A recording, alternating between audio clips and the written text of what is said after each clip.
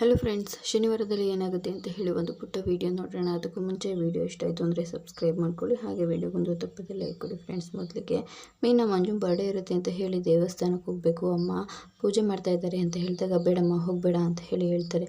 ಅಲ್ಲ ರೀ ಅಂತ ಹೇಳಿದಾಗ ನಾನು ಹೇಳಿದ ಮೇಲೆ ಮುಗೀತು, ಹೋಗಬೇಡ, ನನ್ನನ್ನು ಕರೆದಿಲ್ಲ ಅಂತ ಜಾಗಕ್ಕೆ ನೀನು ಹೋಗಬೇಡ ಅಷ್ಟೇ. ನಿಮ್ಮ ಮನೆಯಲ್ಲಿ ಏನಾದರೂ ಕಾರ್ಯಕ್ರಮ ಇತ್ತಾ, ನಿಮ್ಮ ಅಮ್ಮಂದು ನಿನ್ನ ತಂಗಿದು, ಹೋಗು, ಆದರೆ ಅವನ ಬರ್ತಡೆಗೆ ನೀನು ಹೋಗೋ ಅವಶ್ಯಕತೆ ಇಲ್ಲ ಅಂತ ಹೇಳಿ ಹೋಗ್ಬಿಡ್ತಾನೆ. ಆದರೂ ಕೂಡ ಇವರೆಲ್ಲರೂ ದೇವಸ್ಥಾನಕ್ಕೆ ಹೋಗಿ ವೆಯ್ಟ್ ಮಾಡ್ತಾ ಇರ್ತಾರೆ. ಮೀನಾ ಬೇಗ ಬಾ, ಅನ್ನದಾನ ಇಟ್ಕೊಂಡಿದ್ದೀವಿ ಅಂತ ಹೇಳಿ ಅವರಮ್ಮ ಫೋನ್ ಮಾಡಿಬಿಡ್ತಾರೆ. ಹೋಗೋದಕ್ಕಾಗದೆ ಬಿಡೋದಕ್ಕಾಗದೆ ಒದ್ದಾಡ್ತಾ ಇರ್ತಾಳೆ. ಆಮೇಲೆ ಧೈರ್ಯ ಮಾಡಿ ಅಲ್ಲಿಂದ ಹೋಗ್ಬಿಡೋಣ ಅಂತ ಹೇಳಿ ಹೋಗ್ತಾಳೆ. ಮನೆಗೆ ಸೂರ್ಯ ಬರ್ತಾನೆ. ಆಗ ಮೀನಾ ಅಂತ ಹೇಳ್ತಾಳೆ. ಎಲ್ಲಪ್ಪ ಇದ್ದಾಳೆ ಮೀನಾ, ನೀನು ಹೋಗಬೇಡ ಅಂತಂದರೂ ಕೂಡ ಗಂಡ ಹಾಕಿರೋ ಗೆರೆನ ದಾಟಿ ತಮ್ಮನ ಬರ್ತಡೇ ಮಾಡೋದಕ್ಕೆ ಅಂತ ಹೇಳಿ ದೇವಸ್ಥಾನಕ್ಕೆ ಹೋದ್ಲು ಅಂತ ಹೇಳಿ ಹೇಳ್ಬಿಡ್ತಾರೆ. ಈ ಕಡೆ ಸೂರ್ಯಂಗೆ ತುಂಬಾ ಕೋಪ ಬಂದುಬಿಡುತ್ತೆ.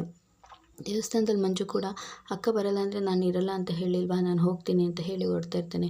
ಏಯ್, ಇನ್ನೂ ಪೂಜೆನೇ ಮುಗ್ದಿಲ್ಲ, ಎಲ್ಲಿಗೋ ಹೋಗ್ತೀಯಾ, ಅಕ್ಕ ಇಲ್ವಲ್ಲಮ್ಮ ಅಂತ ಹೇಳಿದಾಗ ಅಮ್ಮ ಅಕ್ಕ ಬಂದ್ಲು ಅಂತ ಹೇಳಿ ಕನಕ ಹೇಳ್ತಾಳೆ.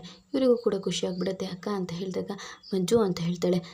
ಊಟದ ಹಬ್ಬದ ಶುಭಾಶಯಗಳು ಕಣೋ ಅಂತ ಹೇಳಿದಾಗ ಮೀನಾ ಬಾ, ಪೂಜೆ ಎಲ್ಲ ಮಾಡಿ ಅನ್ನದಾನ ಇಟ್ಕೊಂಡಿದ್ದೀನಿ, ಅದನ್ನೆಲ್ಲ ಮುಗಿಸ್ಬೇಕು ಅಂತ ಹೇಳ್ತಾರೆ. ಎಲ್ಲ ಮಾಡ್ತಾ ಇರ್ತಾರೆ. ಅನ್ನದಾನ ಮಾಡೋ ಹೊತ್ತಿಗೆ ಕರೆಕ್ಟಾಗಿ ಸೂರ್ಯ ಕೂಡ ಬಂದು ಅಲ್ಲಿಗೆ ನಿಂತ್ಕೊಂಡ್ಬಿಡ್ತಾನೆ. ಸೂರ್ಯನಿಗೆ ಅನ್ನ ಹಾಕಿದ ತಕ್ಷಣವೇ ಅವಳಿಗೆ ಗೊತ್ತಾಗ್ಬಿಡುತ್ತೆ ಇದು ಅವನೇ ಅಂತ ಹೇಳಿ ಮುಖ ನೋಡ್ತಾಳೆ. ತುಂಬಾ ಕೋಪ ಮಾಡ್ಕೊಂಡ್ಬಿಟ್ಟಿರ್ತಾನೆ. ಏನೂ ಮಾತಾಡ್ತಾ ಕೋಪ ಮಾಡ್ಕೊಂಡು ಅಲ್ಲಿಂದ ಹೊರಟ್ಬಿಡ್ತಾನೆ. ರಾತ್ರಿ ಆಗಿರುತ್ತೆ. ಮನೆಯಲ್ಲಿ ಎಲ್ಲರೂ ಕೂಡ ಮಲ್ಕೊಂಡಿರ್ತಾರೆ. ಮೀನಾ ಕಾಯ್ತಾ ಇರ್ತಾಳೆ. ಇವನು ಚೆನ್ನಾಗಿ ಕುಡ್ಕೊಂಡು ಬಂದುಬಿಡ್ತಾನೆ. ಆಗ ಏಯ್ ಬಿಡೆ ನೀನು ಯಾರೇ, ನನಗೆ ನಮ್ಮ ಅಪ್ಪ ಮಾತ್ರ ಇರೋದು ಕಣೆ, ನಮ್ಮ ಅಪ್ಪ ಮಾತ್ರನೇ, ಯಾರೂ ಇಲ್ಲ ನನಗೆ ಅಂತ ಹೇಳಿ ಹಾಗೆ ಕುಡಿದು ಬಿದ್ದೋಗ್ಬಿಡ್ತಾನೆ. ಶಾಂತಿ ಇದನ್ನೆಲ್ಲ ನೋಡಿ ಏನು ನನ್ನ ಗಂಡ ಅಂದರೆ ಹಾಗೆ ಹೀಗೆ ಅಂತ ಕುಚ್ಕೊಂಡು ಬೀಗ್ತಾ ಇದ್ದೆ, ನೋಡಿದೆ ಸಣ್ಣದಾಗಿ ಹಚ್ಚಿರೋ ಒಂದು ಕಿಡಿ ಹೇಗಾಯಿತು ಅಂತ ಹೇಳಿ ಕೇಳ್ತಾಳೆ.